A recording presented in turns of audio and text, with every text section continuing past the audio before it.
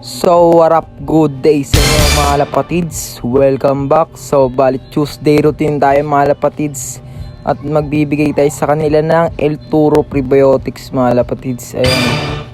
At malunggay powder mga lapatids, ginawa lang natin yan.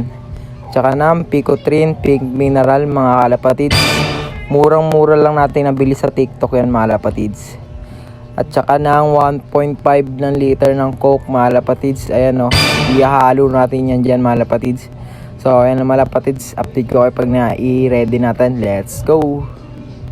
At tapos na natin i-ready yung kanilang juice mga lapatids. So kapag ganyan na yung kulay, okay na mga lapatids. So ihalo-haluin nyo lang para mag-combine talaga mga lapatids. So yun, tara mga lapatids, at samahan nyo ako, magpapainom na tayo ng kanilang juice. So nagbibigay tayo nito mga lapatids pagtapos silang kumain, at nag-ooras tayo ng 1 oras bago natin sila painumin para talagang uhaw na uhaw at maraming makuhang vitamins. Sa umaga lang pala tayo nagbibigay nito mga lapatids ng mga vitamins. So sa hapon plain water lang.